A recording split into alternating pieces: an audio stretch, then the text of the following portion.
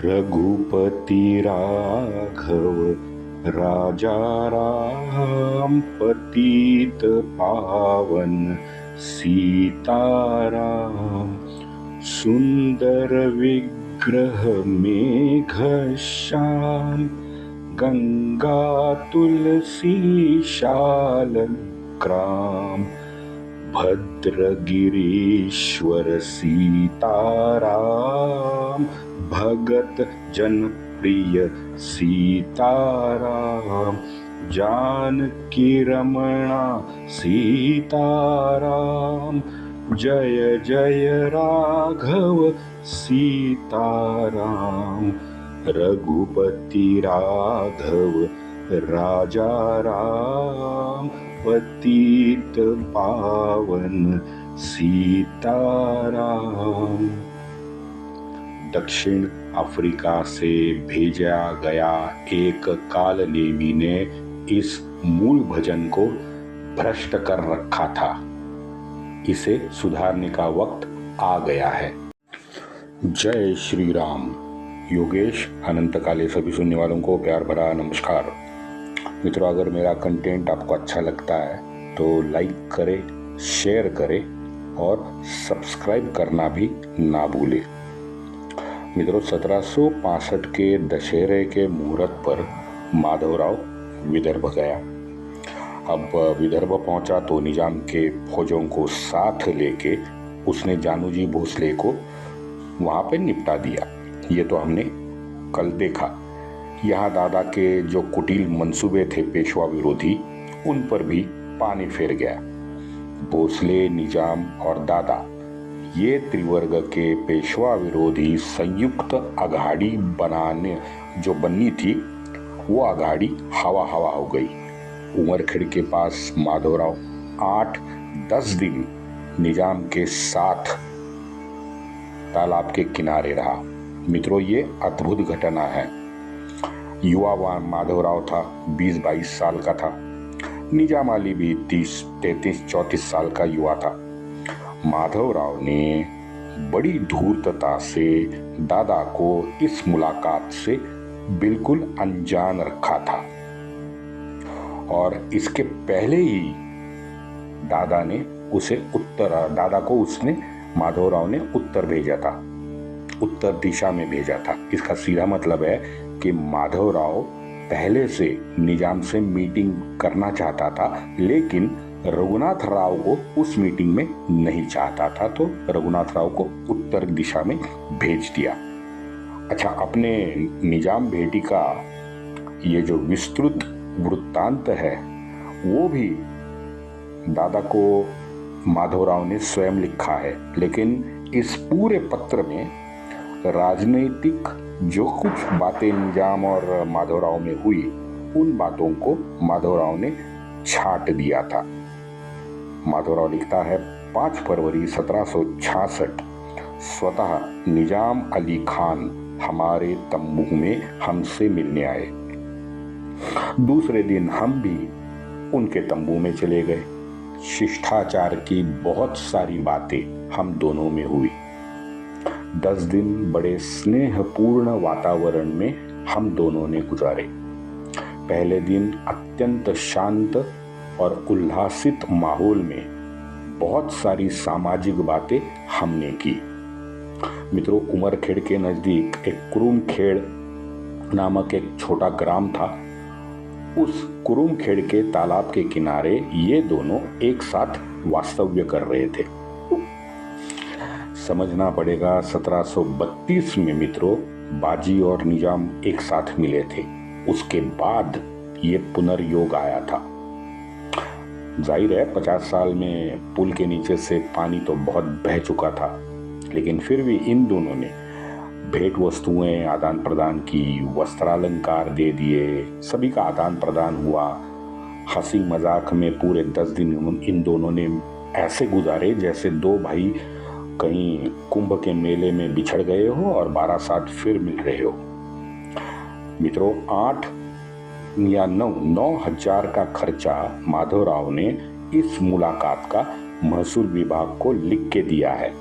इससे पता चलता है कि माधवराव ने एग्जैक्टली कौन सी वस्तुओं पे कितना खर्चा किया।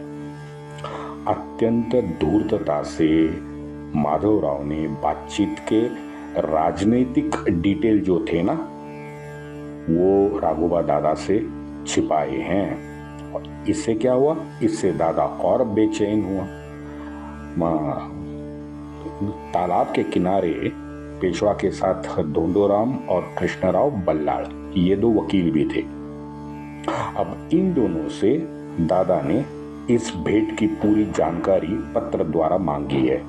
भाई क्या हुआ, कैसे हुआ, बातचीत में आखिर क्या क्या निकला, कुछ करार हुए, अगर हुए तो उसके विधेय क्या क्या है, क्योंकि माधवराव ने तो कुछ नहीं लिखा था इसके बारे में।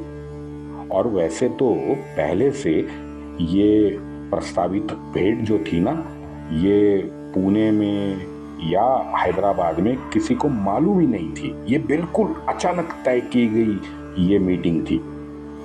वो जैसे मोदी जी का हमने सुना है ना, लाहौर में अचानक नवाज शरीफ के शादी समारोह में लाहौर उतरे, पूरी पोरकी आर्मी की पैंट गीली हुई थी।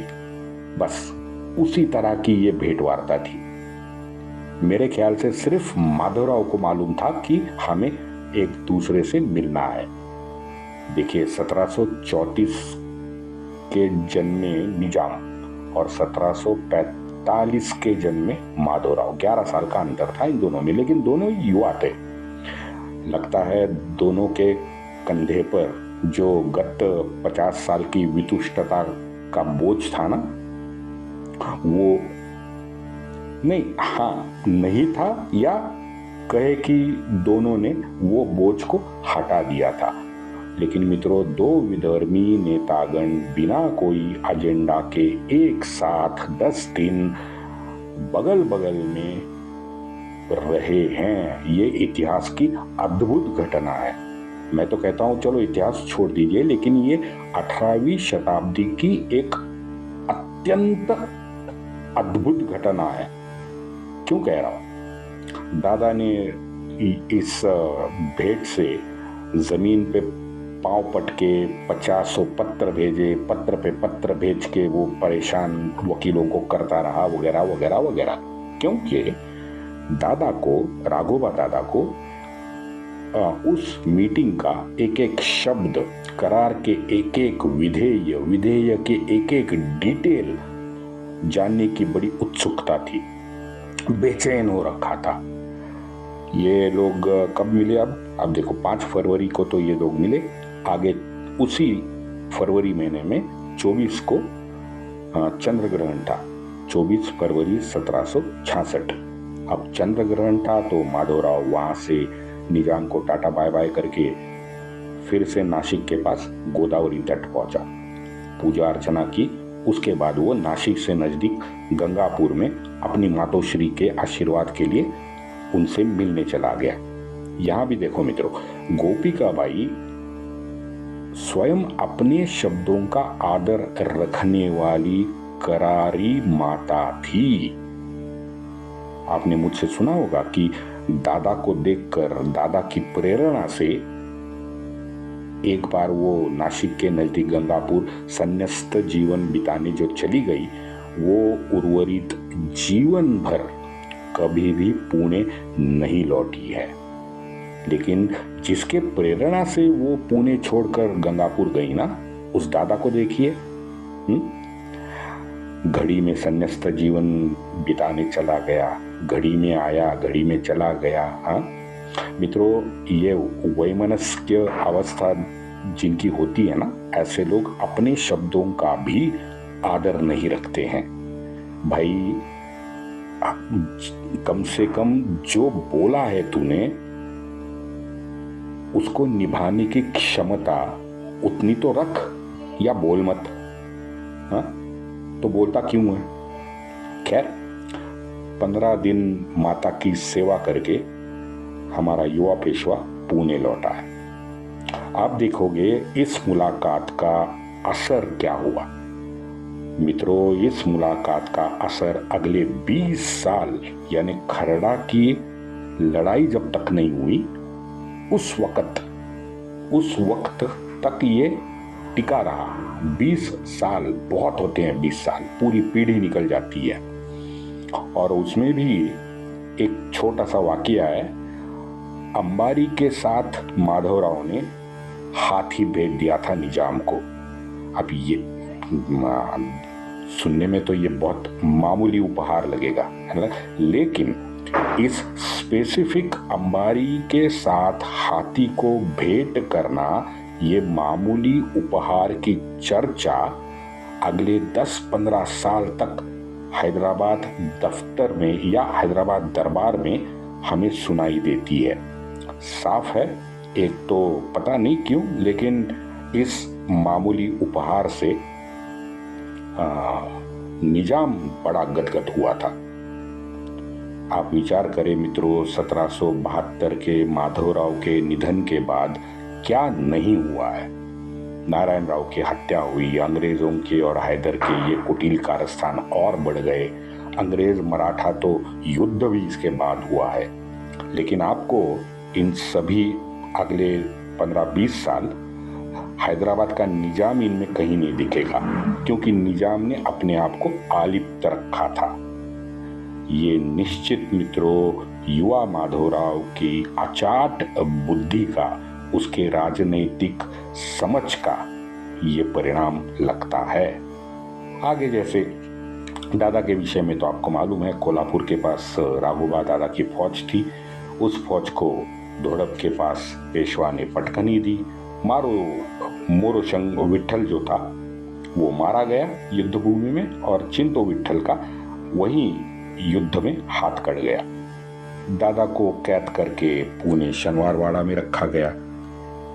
यानी इस 2-3 सालों में माधवराव ने सभी सरदारों के मन में डर तो बिठाने का काम निश्चित किया है।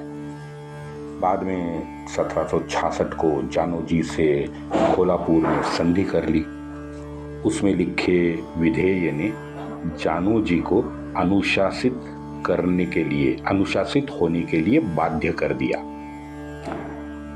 दादा को माधवराव ने सीधा किया। शिंदे होळकरों को भी माधवराव ने लाइन में लाया। मित्रों, एक रघुजी कारंडे नामक एक सरदार नागपुर में जानोजी के पास था। सरदार था, सामान्य सरदार था। उसका एक भतीजा था राणोजी कारंडे। अब ये राणोजी कारंडे नागपुर के उस युद्ध में पेशवा को शामिल हुआ। केवल और केवल उस कारण से जानोजी ने उसे नागपुर में कैद करके रखा। आगे फिर उसको चंद्रपुर भी भेज दिया। बताओ, अब ये सीधा पेशवा का ही तो अपमान कर रहा था जानोजी। और फिर आगे धोड़प में भी जानोजी ने राघोबा दादा का पक्ष लिया था। हालांकि वो सेना तो उसने नहीं भेजी थी नागपुर से, लेकिन जानोजी ने अपना जो पक्ष है वो राघोबा दादा के पलड़े में डाल दिया था। मतलब वो जानोजी जो था वो सीधा है कि बाज नहीं आने वाला था अपने करतूतों से। और यही बैकग्राउंड में मित्रों 1768 में एक घातक वार पेशवा को नागपुर के भोसलों पे करना पड़ा, क्योंकि क्रम प्राप्त था। अंग्रेजों का समाचार अगर उत्तर दिशा में मराठों को लेना है तो पहले ही नागपुर वाले जो भोसले हैं ना, उसको चुप उठाना अत्यावश्यक हो गया था। आगे का जो हुआ वो तो मैंने पूर्व में बता दिया है। पेशवा ने हमारे दिवाकर पंत यानी देवाजी पंत चोरघड़े इस विद्वान को पुणे आने का आदेश दे दिया। वहां भी जानोजी ने कांड किया। जानोजी ने उसके बजाय चिमणाजी रुखमागंज को भेज दिया।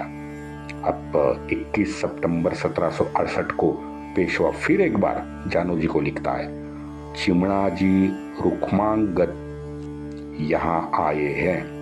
उन्होंने अपने विचार और आपके विचार यहाँ प्रस्तुत किए तथा दिवाकर पुरुषोत्तम यानी देवाजी पंत, दिवाकर पुरुषोत्तम ने यहाँ आके सफाई देना उचित होगा, उन्हें सत्वर पुणे भेज दे। 21 सितंबर का ये लेटर है। कोई रिस्पॉन्स जानोजी ने नहीं दिया तो 21 अक्टूबर को फिर लिखा, मन में संदेह उत्पन्न करना उचित नहीं है, तुरंत देवाजी पंत को यहाँ पुणे भेजे। आप भी आपके मन के सारे किल्मिशों को त्याग करके पुणे आ जाए। असल में मित्रों, दोनों के मन में समान भय था कि कहीं भाई पुणे में हम दोनों को पेशवा कैद ना कर ले। देवाजी पंत और जानोजी अब अलग षड्यंत्र खेलने लगे। वो अंग्रेजों के दरवाजे पर जाके खड़े हो गए। अब पेशवा को ये खबर मिली कि ये दोनों अंग्रेजों के पास चले गए। तुरंत पुणे से पेशवा ने फौज निकाली और विदर्भ की दिशा में वो चलने लगा। अब ये खबर देवाजी पंत को मिली कि भाई पेशवा फौज तो हमारे लिए निकल चुकी है। सत्वर भीगी बिल्ली बन के देवाजी पंत पुणे की दिशा में दौड़ पड़ा। रास्ते में ही फिर पेशवा से मिला। पेशवा ने बड़ी शांतता से उसकी बातें सुनी और देवाजी पंत को वहीं तंबू में ही कैद कर लिया। यहाँ मित्रों, इस षड्यंत्र में सखाराम बापू पुणे का बच गया। बताता हूं आगे। पेशवे के तो जानोजी का भ्रम निकाल के रामचंद्र कानड़े के साथ उत्तर की दिशा में भेजना था। ये ओरिजिनल माधवराव का प्लान था, जो दरबार में ऑलरेडी निर्णय इसके लिए हो चुका था। वहां उत्तर में मराठों का होना जैसे अत्यावश्यक था, तो कानड़े को भेज ही दिया था, मैंने बताया आपको। उन्हीं के साथ जानोजी का भी रहना अत्यावश्यक था। जानोजी के वजह से मित्रों ये सारा मामला गड़बड़ा गया। रामचंद्र कानड़े उत्तर की ओर और ये हमारा मराठी शेर गोपाल राव पटवर्धन, ये तो ऑलरेडी कर्नाटक के सीमा तक पहुंच चुके थे। अब इन दोनों को सिर्फ और सिर्फ जानोजी के वजह से माधवराव को विदर्भ बुलाना पड़ा। अब आए क्या कर दे, नौकरी कर रहे थे। यहाँ भी भाई एक मजेदार मामला है, वो बताता हूँ। निजाम के फौज में पता है कौन आया था? निजाम के फौज में आया था रामचंद्र जाधव, चंद्रसेन जाधव का लड़का। देखिए, समय सबसे बलवान होता है भाई। जिंदगी भर जो निर्वासित बन के भागता रहा, शाहू और पेशवा विरोधी बनकर, उसको युद्ध शिविर में, पेशवा के ही युद्ध शिविर में इसको भी आना पड़ा, रामचंद्र जाधव को। लिखा है 3 दिन युद्ध शिविर में रामचंद्र जाधव मुंह छिपा के घूमता रहा। उसी युद्ध शिविर में देवाजी पंत भी कैद में था। पेशवा के फौजों ने अमनेर जीत लिया, वर्धा पे अपनी चौकी बिठा दी। जानोजी ने देवाजी पंत की कीमत मात्र 15 लाख रुपए लगाई कि भाई हम 15 लाख देंगे, इसको छोड़ दो। जाहिर है पेशवा ने वो तुरंत ठुकरा भी दी।